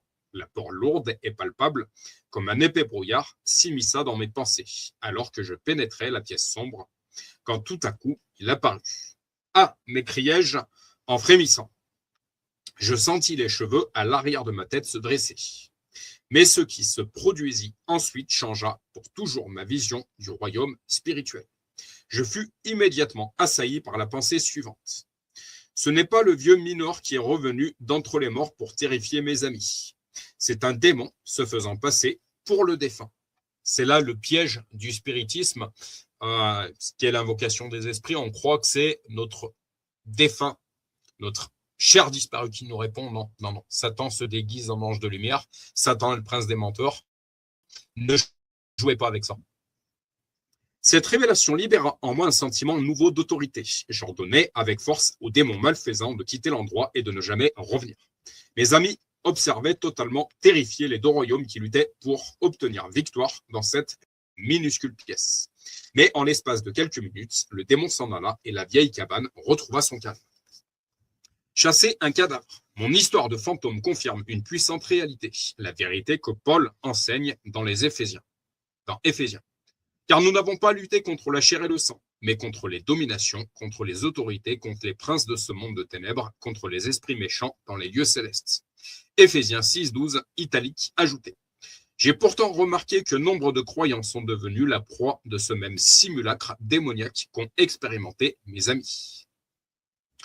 On leur a dit que leur baptême, que leur ancienne nature avait été noyée dans la mer de la crucifixion. Ils peuvent citer Galates 2:20 et dire qu'ils ont été crucifiés avec Christ. Ils ont lu le livre de Romains, qui leur répète plus de 30 fois qu'ils sont morts, qu'ils moururent, que leur ancienne nature a été crucifiée, qu'ils devraient se considérer comme morts, etc. Mort, mort, mort, mort, mort. Comme j'aime à le dire, nous sommes les authentiques Grateful Dead. Et pourtant, ils se croient hantés parce qu'ils pensent être leur ancienne nature. Certains d'entre eux finissent par passer leur vie entière à chasser un cadavre, à se battre avec une carcasse et à gaspiller leur énergie sur un ennemi qui est déjà mort, pendant que leur véritable adversaire s'amuse ironiquement à travers les barreaux des prisons de leur vie. Ces chrétiens vivent une assignation à résidence. Tels des archéologues spirituels, ils passent la majeure partie de leur temps à creuser dans la tombe de leur ancienne vie, cherchant à déterrer un quelconque trésor d'espoir. Mais ils ne découvrent rien d'autre que les os desséchés du découragement, de la condamnation et de la peur. Comment se fait-il que tant de croyants vivent dans des maisons hantées ? Ils n'ont tout simplement pas vraiment compris comment vivre dans la réalité des versets qu'ils peuvent citer au sujet de leur crucifixion avec Christ. Ils n'ont pas réellement saisi la différence entre ce qu'ils étaient auparavant et ce qu'ils sont devenus. L'une des raisons tient au fait que beaucoup d'entre eux interprètent mal la façon dont le Nouveau Testament emploie le terme « chair ». Pratiquement tous ceux qui croient qu'ils luttent avec leur chair tiennent cette idée de l'apôtre Paul. Celui-ci décrit dans Romains 7, 18 à 24 son propre combat avec sa nature pécheresse. Ce qui est bon, je le sais, n'habite pas en moi, c'est-à-dire dans ma chair. J'ai la volonté, mais non le pouvoir de faire le bien. Car je ne fais pas le bien que je veux, et je fais ce que je ne veux pas. Et si je fais ce que je ne veux pas, ce n'est plus moi qui le fais, c'est le péché qui habite en moi. Je trouve donc en moi cette loi. Quand je veux faire le bien, le mal est attaché à moi. Car je prends plaisir à la loi de Dieu selon l'homme intérieur. Mais je vois dans mes membres une autre loi qui lutte contre la loi de mon entendement et qui me rend captif de la loi du péché qui est dans mes membres. Misérable que je suis, qui me délivrera de ce corps de mort? Je sais ce que vous pensez. Si le grand apôtre Paul, qui a écrit 13 des livres du Nouveau Testament, était lui aussi esclave de sa chair pécheresse, quelle chance nous reste-t-il de ne pas avoir à lutter contre le péché? Ce serait une bonne question si Paul décrivait un combat qu'il a mené pendant qu'il était apôtre. Mais la vérité, c'est que dans ce passage, Paul raconte l'histoire de sa vie sans Christ et non celle avec Christ. Il parle au temps présent pour accentuer le combat passé qu'il a mené en tant que pharisien. Il décrit sa vie du temps où il enseignait la loi de Dieu sans connaître Christ. La loi lui montrait le bien du mal, mais ne lui donnait aucunement le moyen de marcher avec droiture. Et plus il découvrait la loi de Dieu, plus il devenait coupable. Voir Romains 5,20. Pour véritablement comprendre la dissertation de Paul sur ce qui s'est passé lors du passage de sa vie sans Christ à celle avec Christ, nous devons revenir en arrière dans les chapitres précédents de Romains afin de bien saisir le contexte de son commentaire en Romains 7. Ce qui suit est souvent un concept difficile et incompris. Restez avec moi pendant que je pose ici un fondement spirituel et vous comprendrez bientôt quelle bouleversante vérité Paul nous expose au sujet du péché et du croyant. Prenons quelques versets dans Romains 6. Demeurerions-nous dans le péché afin que la grâce abonde? Point d'interrogation. Loin de là. Nous qui sommes morts au péché, comment vivrions-nous encore dans le péché, sachant que notre vieil homme a été crucifié avec lui, afin que le corps du péché soit réduit à l'impuissance, pour que nous ne soyons plus esclaves du péché, car celui qui est mort est libre du péché. Versets 1, 2 et 6 et 7. Dans ces versets, Paul montre clairement que notre ancienne nature a été crucifiée avec Christ, temps passé, avec pour conséquence notre libération de l'état d'esclave au péché, puisque les morts ne pêchent pas. De plus, notre corps de péché, qui est aussi le corps de mort dont il parle dans Romains 7, a été éliminé. Autrement dit, notre ancien cadavre, que certaines personnes croient chasser, n'existe même plus. Lorsque nous croyons qu'il peut revenir, nous autorisons un mensonge, ce qui donne à Satan, le père des mensonges, l'opportunité d'installer sa maison hantée dans nos vies. C'est pour cela que Paul nous exhorte à accorder nos convictions avec la vérité suivante. Ainsi, vous-même, regardez-vous comme mort au péché et comme vivant pour Dieu en Jésus-Christ. Car le péché n'aura point de pouvoir sur vous, puisque vous êtes non sous la loi, mais sous la grâce. Ayant été affranchis du péché, vous êtes devenus esclaves de la justice. Romains 6, 11 et 14 et 18. Je voudrais vous témoigner une chose de mon côté. Longtemps, j'ai été quelqu'un d'impulsif. Avant d'être en Christ, j'étais quelqu'un d'impulsif, j'étais quelqu'un de colérique, j'étais quelqu'un, voilà, j'ai eu une histoire compliquée. Et voilà, la violence, je me repens, a parfois fait partie de ma vie. Ma femme et moi avons traversé des périodes vraiment compliquées. Et ma femme m'a giflé à 2 reprises. Ce que j'ai constaté de mon côté, alors que Satan me mentait sur le fait que j'étais encore quelqu'un d'impulsif, de colérique, me ment parfois avec des pensées de violence. À chaque fois que ma femme m'a giflé, en fait, je suis resté les bras dans le dos. Voilà. Et ce qui m'a permis de découvrir que j'étais absolument plus la même personne, en fait, que je ne réagissais absolument plus de la même façon. Alors, ma femme n'a certainement pas me gifler, ça c'est sûr, mais je suis dans le pardon. Voilà. Nous n'avons pas lutté contre la chair et le sang, mais contre les esprits impurs dans les lieux célestes. Voilà. Ce n'est pas contre ma femme que je lutte, mais contre les esprits impurs dans les lieux célestes. Voilà. Les différentes expériences nous permettent d'ouvrir les yeux. Mais je sais que derrière tous ces combats, il y a une victoire. Voilà, dans le nom de Jésus. Nous devons nous considérer comme morts au péché. Ce mot considérer est en grec un terme comptable. Il signifie littéralement que nous devons prendre tous les faits en compte et arriver à cette conclusion. Nous sommes morts au péché. C'est comme si nous faisions un problème de maths. dont nous avions déjà la solution. Si nous faisons l'exercice et que nous arrivons à un résultat différent, nous devons reprendre notre copie et vérifier les faits. Le remariage a ses privilèges. Maintenant que nous avons vu que Paul était très clair à propos de notre état de mort au péché, examinons ses affirmations d'introduction dans Romains 7. Juste avant qu'il ne parle de son combat avec sa chair, pour voir si nous pouvons à nouveau acquérir une meilleure compréhension de son exhortation. Ignorez-vous, frères, car je parle à des gens qui connaissent la loi, que la loi exerce son pouvoir sur l'homme aussi longtemps qu'il vit. Ainsi, une femme mariée est liée par la loi à son mari tant qu'il est vivant. Mais si le mari meurt, elle est dégagée de la loi qui la liait à son mari. Si donc du vivant de son mari, elle devient la femme d'un autre homme, elle sera appelée adultère. Mais si le mari meurt, elle est affranchie de la loi, de sorte qu'elle n'est point adultère en devenant la femme d'un autre. De même, mes frères, vous aussi vous avez été, par le corps de Christ, mis à mort en ce qui concerne la loi, pour que vous apparteniez à un autre, à celui qui est ressuscité des morts, afin que nous portions des fruits pour Dieu. Car lorsque nous étions dans la chair, les passions des péchés provoqués par la loi agissaient dans nos membres, de sorte que nous portions des fruits pour la mort. Mais maintenant, nous avons été dégagés de la loi, étant morts à cette loi, sous laquelle nous étions retenus, de sorte que nous servons sous le régime nouveau de l'esprit et non selon la lettre qui a vieilli. Romains 7, 1 à 6. Paul décrit notre libération des liens de l'esclavage du péché en utilisant l'analogie du mariage.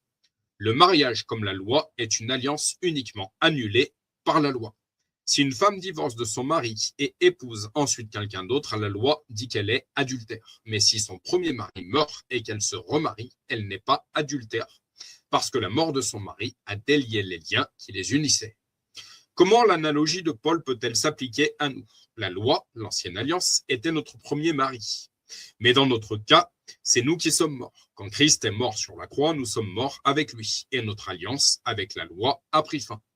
Ensuite, lorsque Christ est ressuscité, nous sommes ressuscités avec lui et avons été unis, entre parenthèses, mariés, à lui dans la nouvelle alliance. Christ, qui nous a libérés du pouvoir de la loi, est également devenu notre époux.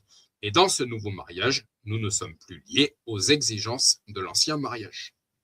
J'ai entendu une histoire incroyable, il y a des années de cela, qui illustre bien la différence entre le fait d'être marié à notre premier époux, Monsieur Loi, et celui d'être marié à Monsieur Grâce, Jésus-Christ. L'histoire supposée vraie, bien que je n'ai jamais été en mesure de le prouver.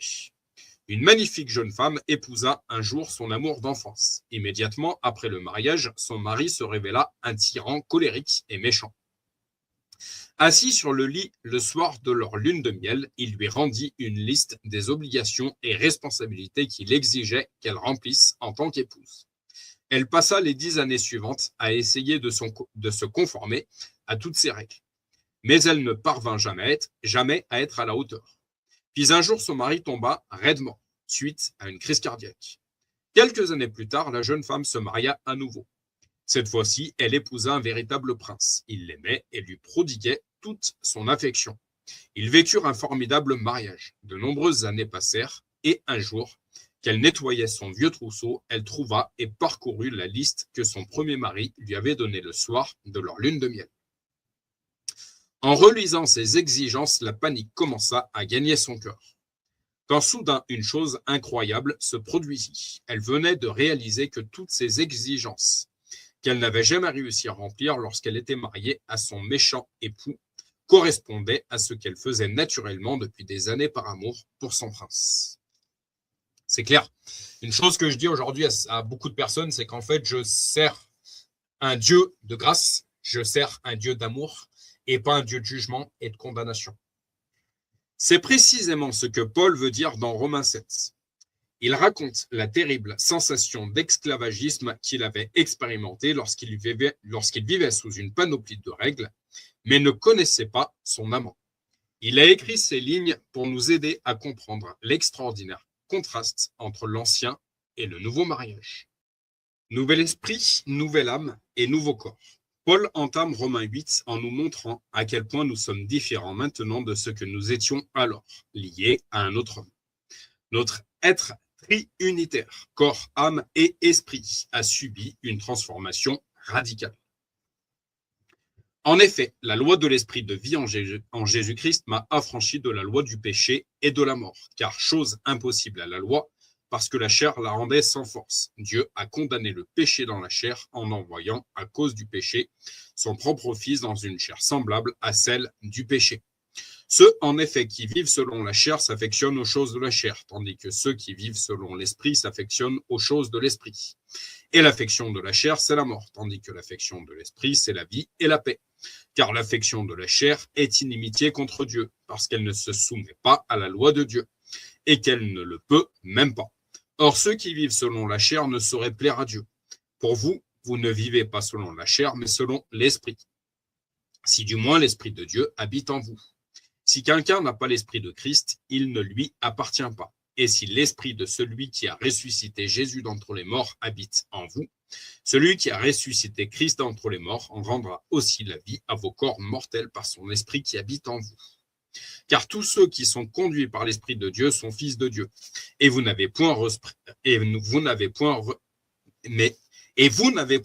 un esprit de servitude pour être encore dans la crainte, mais vous avez reçu un esprit d'adoption par lequel nous crions Abba, Père. Romains 8, 2, 3, 5 à 9, 11, 14 à 15. Ce passage nous montre l'état de notre esprit, de notre âme et de notre corps avant Christ, ainsi que notre état en Christ. Lorsque nous étions mariés à la loi, nos esprits étaient morts, séparés de Dieu par le péché. La mort spirituelle avait laissé nos pensées, âmes, sous le contrôle des exigences et passions pécheresses de nos corps corrompus. Mais Christ a mis fin à cette séparation d'avec Dieu en prenant la condamnation du péché sur lui-même, permettant ainsi à nos esprits d'être unis à son esprit et de revenir à la vie. Ce qui a ensuite permis à nos pensées d'être fixées sur son esprit, avec un E majuscule, mettant ainsi un terme à la guerre entre la pensée et le corps, en ramenant la vie et la paix. Enfin, nos corps qui avaient été des chairs pécheresses partagèrent la mort de Christ. Sa mort tua la maladie du péché et par sa résurrection, Jésus redonna vie à nos corps mortels. Nos corps sont passés des châteaux malfaisants, abritant une nature pécheresse qui ne plaisait pas à Dieu, à des temples saints dans lesquels le Saint-Esprit habite. Dieu n'a pas laissé la moindre parcelle de notre être en l'état lorsqu'il nous a unis à son Fils. C'est pour cette raison qu'il est écrit dans la deuxième lettre de Paul aux Corinthiens que nous sommes une nouvelle création. Pas seulement un nouvel esprit, mais un être entièrement nouveau. 2 Corinthiens 5, 17. Notre nature même a été complètement transformée. Nous sommes passés de personnes hostiles à l'égard de Dieu à des saints qui aiment Jésus de tout leur être, esprit, âme et corps. Mais attendez, pensez-vous peut-être, Paul n'a-t-il pas justement dit que la chair était inimitié contre Dieu? Relisez le verset. Il est dit, l'affection de la chair est inimitié contre Dieu. Qu'est-ce que cela veut dire? Tout ceci devient plus clair lorsque l'on étudie de quelle manière le Nouveau Testament emploie le terme sarx. Donc ça s'écrit S-A-R-X, habituellement traduit par chair. On découvre que le mot lui-même ne dénote rien de négatif ou positif. L'ancienne nature comme la nouvelle création sont toutes deux appelées chair, sarx, S-A-R-X, dans différents contextes. Nous apprenons ainsi que notre corps physique n'est pas la source du bien ou du mal. Notre chair est gouvernée à la fois par notre esprit et par notre âme. Notre âme en particulier est le système opérant du corps, le médiateur entre le spirituel et le physique. L'affection de la chair est une description de l'âme lorsqu'elle est déconnectée du Saint-Esprit et qu'elle effectue un programme fondé sur des mensonges et une fausse puissance spirituelle, comme la luxure ou la peur. Dans sa lettre aux Galates, Paul décrit le comportement que produit cette affection de la chair. Or, les œuvres de la chair sont évidentes. Ce sont la débauche, l'impureté, le dérèglement, l'idolâtrie, la magie, les rivalités, les querelles, les jalousies, les animosités, les disputes, les divisions, les sectes, l'envie, l'ivrognerie, les excès de table et les choses semblables. Galates 5, 19, 21.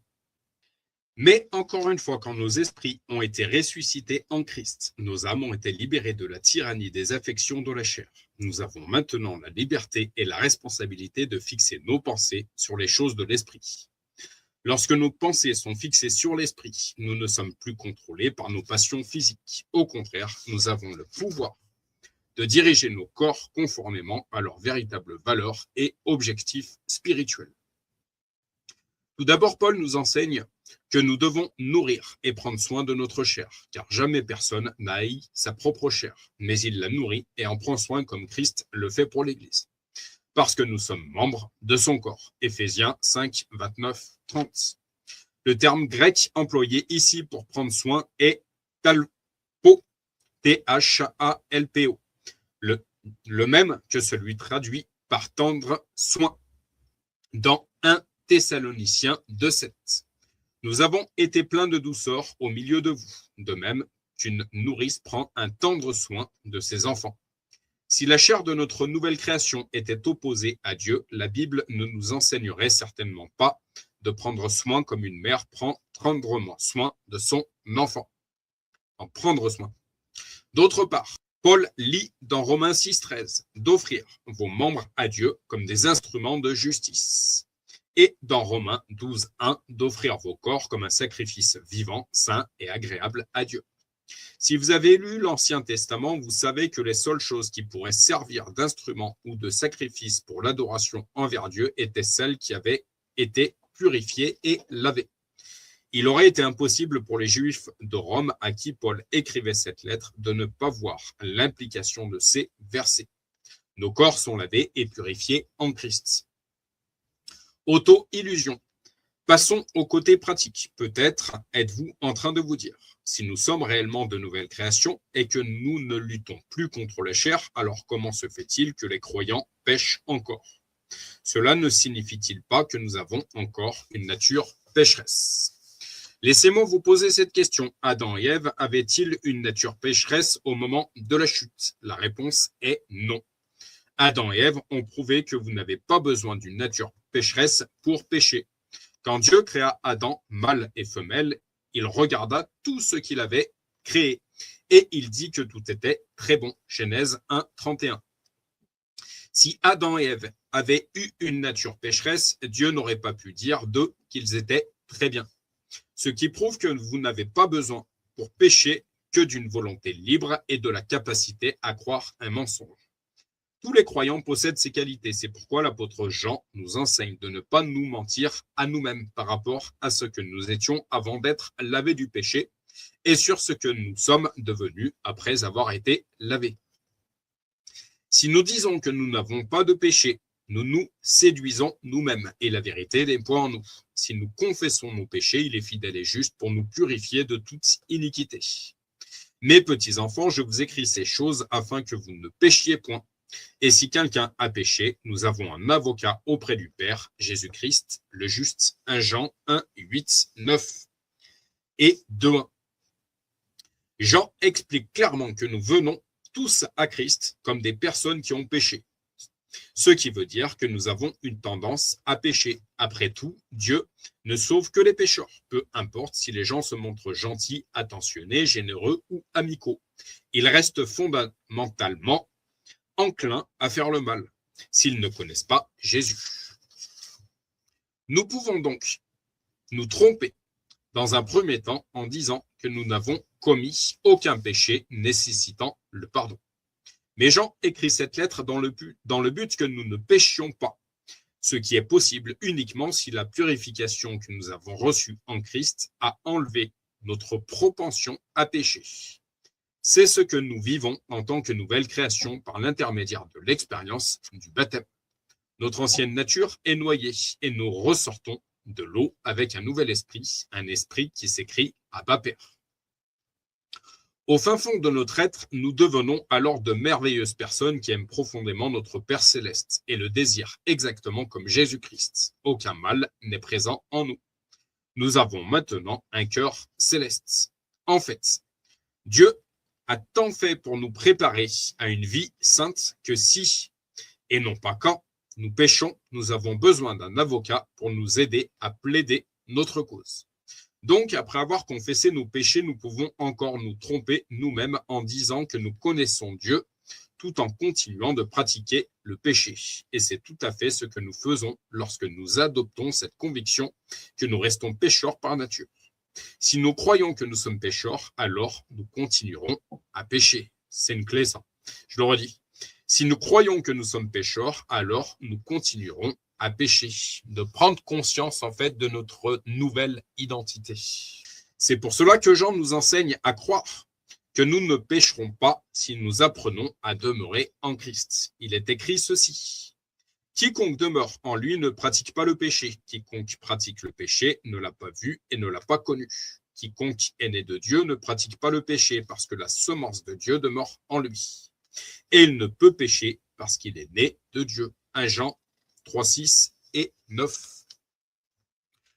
Waouh, quelle puissance dans ces paroles. Quiconque est né de Dieu ne pratique pas le péché. Ces passages soulignent précisément ce que Dieu veut faire ressortir. Ceux parmi nous qui connaissent Dieu ne sont pas en guerre avec leur chair. Nous ne sommes plus des pécheurs. Par contre, nous avons un ennemi perfide et mauvais qui est pécheur. Il accuse sans arrêt le corps d'avoir sa propre nature pécheresse. Il essaye de nous amener à le croire, à oublier qui nous sommes réellement et à nous disqualifier nous-mêmes de notre destinée divine qui consiste à le mettre sous nos pieds. Pour être tout à fait clair, je ne suis pas en train de dire que nous ne choisirons jamais de pécher ou que nous n'aurons plus jamais besoin de nous repentir une fois nés de nouveau. Comme je l'ai dit, il suffit d'avoir une volonté libre et la capacité à croire les mensonges de l'ennemi pour pécher. Et les croyants possèdent les deux. Il se peut que nous choisissions de pécher et donc que nous devions nous repentir. Ce que je veux dire, c'est que ce n'est plus à cause de notre nature que nous péchons, puisque nous n'avons plus cette nature pécheresse mariée à la loi. Notre ancienne nature a été crucifiée avec Christ. Nous sommes de nouvelles créations unies à Christ dans la nouvelle alliance. En opposition à cette puissante vérité, une théologie trompeuse continue de circuler au sein de l'Église. Une doctrine qui dit essentiellement que c'est toujours notre nature qui nous pousse à pécher malgré notre nouvelle naissance. Je suis convaincu que c'est la doctrine des démons. Le diable veut nous convaincre que le péché, la méchanceté, les addictions et toute autre forme d'esclavage sont enracinés en nous. Ce faisant, il peut nous tourmenter et ensuite blâmer notre ancienne nature. Cependant, dans la parabole de la brebis perdue, Jésus dit ceci. De même, je vous le dis, il y aura plus de joie dans le ciel pour un seul pécheur qui se repent que pour 99 justes qui n'ont pas besoin de repentance. Luc 15, 7. Cette parabole montre l'état général de la plupart des personnes présentes dans le royaume. D'après Jésus, 99% de ceux qui appartiennent à Dieu n'ont pas besoin de repentance. La vie chrétienne normale n'est pas supposée être une lutte permanente avec notre ancienne nature, mais plutôt une vie abondante et remplie de joie avec Dieu, agrémentée occasionnellement de fortes résistances à l'encontre de notre ennemi juré. La souffrance aime la compagnie. Cette perception trompeuse que les croyants nés de nouveau restent pécheurs par nature a récemment refait surface alors que j'enseignais un groupe au sujet de la nature divine des personnes nées de nouveau. J'ai expliqué à ce groupe que nous n'étions plus pécheurs, mais qu'au contraire, nous étions devenus saints grâce à la puissance de la croix. Pour illustrer mon affirmation, j'ajoutais ceci. Il y a une rivière qui coule à travers vos âmes, et elle se dirige vers le trône. Si vous ne pagayez pas, vous finirez dans la maison de Dieu. Vous devez faire un effort pour pécher, parce que ce n'est plus dans votre nature. Un grand jeune homme, au milieu de la salle, n'en supporta pas davantage. Il se mit brusquement debout et, avec toute l'énergie qu'il put trouver, s'écria « Avez-vous déjà passé une seule journée sans péché ?» ?»« Oui, bien sûr, lui criai-je également. « Et une semaine, continua-t-il en me fixant du regard l'œil sévère. »« Certainement, poursuivis-je en lui souriant. En fait, j'ai même passé plusieurs semaines d'affilée sans péché. » Il s'affala sur sa chaise, l'air complètement abattu. Je trouvais étrange qu'il n'ait pas estimé mes propos encourageants. Après tout, je n'étais pas en train de dire que j'étais ou que j'avais accompli quoi que ce soit d'extraordinaire par mes propres moyens ou par une autodiscipline. Je sais bien que même les meilleurs efforts d'un homme ne pousseront jamais que le conduire vers la prison de l'autosatisfaction. Je ne faisais que témoigner de l'œuvre du Saint-Esprit dans ma vie. C'est la responsabilité du Saint-Esprit de nous conduire dans la vérité et de nous rendre parfaits de l'intérieur. Dans le chapitre précédent, j'ai partagé mon expérience personnelle de l'esclavage démoniaque et des tourments. L'une des principales raisons pour laquelle j'ai lutté si longtemps vient du fait que je combattais le mauvais ennemi. Des enseignements mal avisés m'avaient convaincu que mes angoisses, mes nuits de terreur et de peur intense étaient la manifestation de la guerre que nous menons tous avec notre ancienne nature. Personne ne m'avait dit que cette période terrifiante était en réalité une guerre avec les esprits démoniaques dont le but était de voler, tuer et détruire ma vie. Au fil des années depuis lors, j'ai appris que même s'il est normal que cette guerre fasse partie à certains moments de la vie d'un croyant, il se trouve que nous habilitons par divers moyens les esprits mauvais à nous torturer. Dans le chapitre suivant, nous découvrirons certains pièges trompeurs dans lesquels les chrétiens tombent souvent et qui emprisonnent leur âme et capturent leur cœur. 3. Les règles de l'engagement. Les conflits spirituels surviennent la plupart du temps lorsque nous pénétrons un nouveau territoire jusque-là inhabité par des esprits mauvais, tout comme les ennemis de Josué lui ont livré bataille dans la terre promise et ceux de Néhémie pendant qu'il rebâtissait les murailles de Jérusalem. De même, notre ennemi nous attaque quand nous prenons possession du terrain spirituel que Dieu nous a promis.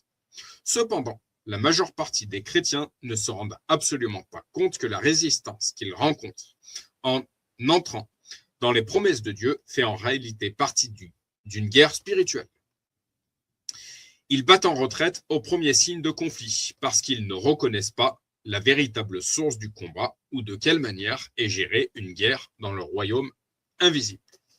Les esprits démoniaques nous attaquent le plus fréquemment en nous donnant des pensées que la Bible décrit comme des traits enflammés, voir Éphésiens 6, 16, étant donné que ces pensées sont en réalité la manifestation des esprits mauvais et non pas seulement de mauvaises idées qu'ils s'imposent.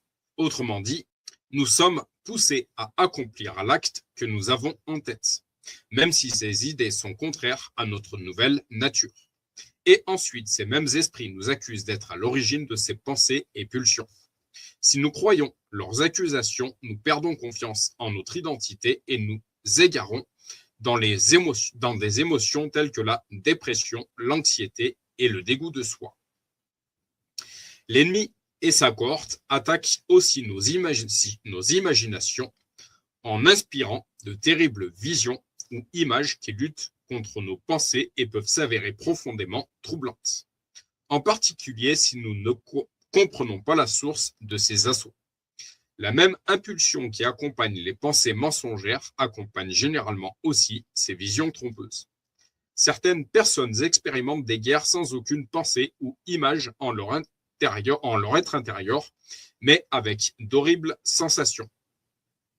Des pulsions ou impulsions trompeuses qui déferlent sur leur âme. Peu importe cependant la nature des manifestations spirituelles. Il faut absolument se rappeler que ce sont là les symptômes du perfide complot de l'ennemi pour voler notre héritage, tuer notre descendance et détruire nos vies mêmes. L'enquête démoniaque. Je me suis récemment demandé combien de personnes avaient réellement conscience de la bataille se jouant dans leur âme et affectant leurs pensées. J'ai donc décidé de mener ma propre enquête d'attaque démoniaque. Pour le savoir, lors des conférences que je donnais à travers le monde, je posais cette simple question. Combien d'entre vous se sont déjà retrouvés au volant de leur voiture en train de conduire et perdus dans leurs pensées quand tout à coup, sortis de nulle part, vous est venue la pensée de vous écraser et de vous tuer, suivie par une impulsion si intense que vous avez eu le sentiment de devoir tenir fermement le volant avec vos deux mains, juste pour vous assurer que vous n'alliez pas commettre quoi que ce soit de stupide. Merci de lever votre main si cela vous est déjà arrivé. Les résultats me laissèrent stupéfait. J'ai probablement interrogé plus de 10 000 personnes l'année passée et 2 tiers d'entre elles ont reconnu avoir vécu cette même expérience. Il est réconfortant pour ceux qui répondent oui, de regarder autour d'eux dans la salle et de constater le nombre et l'aspect des autres personnes ayant la main levée. La plupart des personnes reconnaissaient avoir vécu cette expérience sont des chrétiens stables ayant bonne réputation. Nombre d'entre elles sont venues me voir après ces réunions pour me faire savoir combien il était rassurant de savoir qu'elles n'étaient pas folles. Paul explique cette stratégie de guerre de l'esprit dans 2 Corinthiens 10, 3 à 5, où il dit que l'ennemi nous attaque avec des pensées, des raisonnements et des prétentions. L'ennemi essaye de nous amener à entretenir et accepter ses pensées. Et si nous le laissons faire, brique après brique, ces pensées deviennent des forteresses, des châteaux diaboliques, d'idées destructrices qui emprisonnent nos âmes, nous laissent dans l'attente qu'un prince vienne nous délivrer des griffes de notre méchant ravisseur. Le fait que Paul décrive notre lutte contre ces choses en employant des termes comme renverser des forteresses, verset 4, plutôt que simplement changer nos pensées, et suggère cette idée que même si les pensées, raisonnements et prétentions ne sont pas concrets dans ce royaume, ils le sont dans le monde spirituel. Ce sont des réalités diaboliquement inspirées que l'ennemi cherche à réaliser grâce à notre coopération. Les pensées sont souvent des idées bizarres, comme celles que je viens de citer avec l'exemple de l'accident de voiture, alors que les raisonnements et les prétentions sont des systèmes de pensée qui sont stratégiquement destinés à être plus destructeurs. Les raisonnements sont souvent caractérisés par des questions « et si ?» point d'interrogation, qui, s'ils ne sont pas maîtrisés, peuvent tourmenter nos âmes. Et si j'avais un cancer? Et si ma femme rentre tard le soir parce qu'elle a une liaison? Et si mon fils ou ma fille prenait de la drogue? Et si ma fille tombait enceinte lors d'un rendez-vous? Notez qu'aucune de ces questions ne suggère de bonnes choses qui pourraient nous arriver. Les raisonnements s'attaquent à nos peurs, recherchant des portes ouvertes dans nos vies qui leur permettraient de nous rendre esclaves. Une chose que j'aimerais souligner est si, voilà, le serpent, tout simplement. Les prétentions sont des philosophies qui nous donnent l'impression que le diable est imposant et puissant, et Dieu petit est impuissant dans nos vies. Des expressions telles que « eh bien, je suppose qu'il ne nous reste plus qu'à prier » sont les fruits d'une mentalité prétention. Lorsque nous nous trouvons sous l'influence de cet esprit, avec un « e » minuscule, nous nous laissons facilement dépasser par les circonstances de la vie. Nous avons le sentiment d'être comme des petits-enfants dans un monde d'adultes. Paul nous rappelle aussi que ces interminables combats qui se déchaînent en nous ne viennent pas de notre nature humaine. Ce n'est pas contre la chair et le sang que nous luttons, mais contre les forces démoniaques du diable. Paul a instauré cette vérité dans Éphésiens 6,12, quand il dit « Car nous n'avons pas à lutter contre la chair et le sang, mais contre les dominations, contre les autorités, contre les princes de ce monde de ténèbres, contre les esprits méchants dans les lieux célestes. » Dans le chapitre précédent, nous avons étudié ce verset au vu de notre nouvelle nature. J'aimerais cependant répéter que grâce à cette nouvelle nature que nous avons, nous pouvons être certains que ces pensées ne proviennent pas de nos esprits. Ce sont des propagandes sponsorisées par le côté obscur. L'une des clés primordiales pour gagner ces batailles est de simplement reconnaître que ces pensées ne sont pas les nôtres et de rejeter toute appropriation. Ainsi que Paul le disait aux Philippiens, lorsque nous refusons de nous laisser impressionner, effrayer ou préoccupés par ces pensées, c'est un signe de destruction pour nos opposants et de victoire pour nous. Voir Philippiens 1, 28. Le démon aux yeux étincelants. Il y a de nombreuses années de cela, j'ai appris personnellement comment mettre en pratique Philippiens 1, 28 dans ma vie. Lorsque d'horribles cauchemars commencèrent à me tourmenter, je me réveillais souvent en panique, puis les pieds de mon lit. Je sais que ça ressemble à une scène de film d'horreur, mais c'est vrai, ce phénomène dura plusieurs mois. J'ai essayé tout ce que j'ai pu pour arrêter ces visions. J'ai condamné la chose au nom de Jésus. Je lui Je lui ai lu les Écritures pendant des heures. J'ai loué Dieu sous les yeux de cette chose, mais rien ne semblait la décontenancer. Puis un jour, le Seigneur me donna les principes de Philippiens. Ne te laisse pas effrayer par tes adversaires, ce qui est pour eux une preuve de perdition, mais pour toi, de salut. Il l'appela la puissance de l'ignorance. Cette même nuit, le démon fit à nouveau son apparition. Je me réveillais face au même scénario, mais cette fois-ci, j'étais prêt. Le cœur battant, à tout rompre, je levai les yeux vers ce démon, au regard rouge et étincelant, et lui dit d'une voix calme, « Oh, c'est encore toi. » Puis je me rallongeai et me rendormais. Après cette nuit-là, il revint jamais. Je réalisais alors que quand un esprit malfaisant perdait sa capacité à me faire peur, il n'avait plus aucun pouvoir sur moi. À travers tous ces combats, j'ai appris plusieurs principes qu'il est important de se rappeler dans ces moments-là. Tout d'abord, les esprits mauvais n'ont aucun pouvoir sur les chrétiens, même s'ils ont l'impression qu'ils en ont, sauf si nous les laissons en avoir. C'est nous qui avons le pouvoir sur eux. Ensuite, ces attaques viennent par vagues, et elles ne dureront pas indéfiniment. Et enfin, nous n'avons probablement rien fait de mal pour provoquer ces attaques. En réalité, nous nous retrouvons généralement au cœur de ces combats parce que nous faisons quelque chose de bien. Une chose que j'aimerais relire, à travers tous ces combats, j'ai appris plusieurs principes. Donc en fait, les combats sont source d'enseignement. Voilà.